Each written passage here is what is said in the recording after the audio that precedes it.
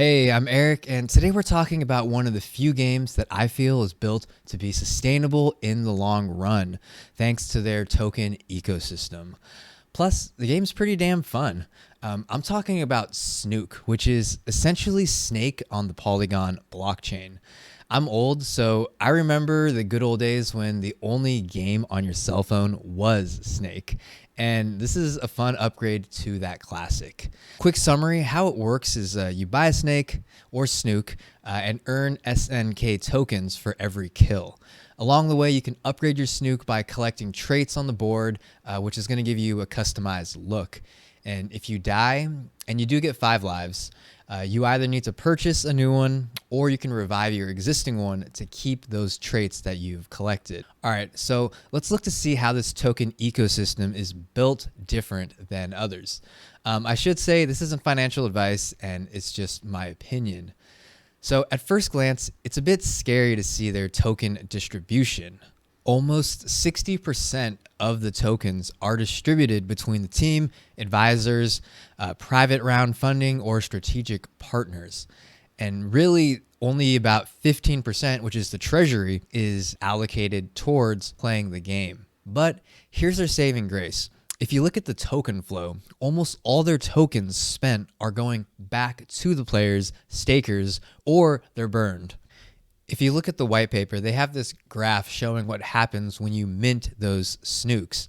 And you can see that 76% go to the treasury, 20% get burned, and 4% go towards the ecosystem fund.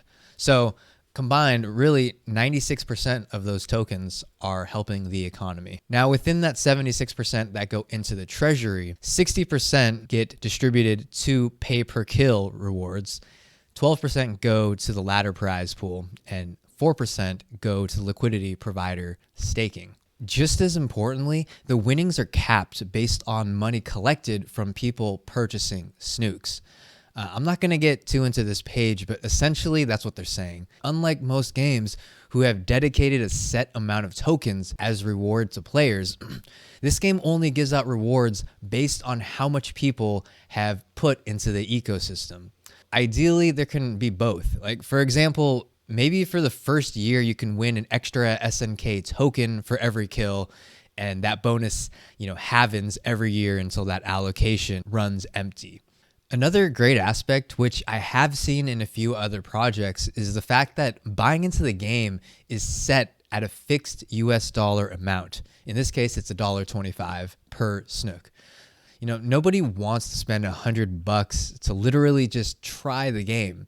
And this system prevents that. A lot of times, speculators drive up the ecosystem token price, which just causes that massive entry point into the game. Like, I've seen games where you have to put in $1,000 just to get in. And that ends up just killing the potential user base just right at the start of the project. And speaking of users, if you check out DApp Radar and look at the user base over time, apart from that initial peak when they first got released in early or late 2021, the users have actually grown to kind of like a steady amount of around 2,500 to 3,000 users in that last month. So there does seem to be a pretty strong user base of players. What's more, because 20% of the Snook purchase price is burned, if that token drops in price, it just means that more SNK gets burned on every purchase, which lowers the total supply of tokens. And in the long run, that's a really good thing. Again, though, this video is really just highlighting the token mechanics that I like, and there are definitely red flags.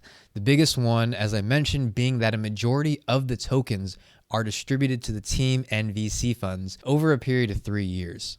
So expect random selling pressures until those tokens are fully distributed. Overall, though, I think that there's always room for a competitive snake-type game as part of any ecosystem.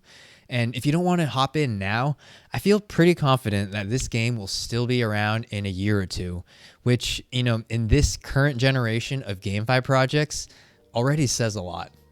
Thanks for watching, and if you want to check out my current favorite GameFi projects, be sure to watch this video of Coin Hunt World here. Otherwise, I'll see you soon.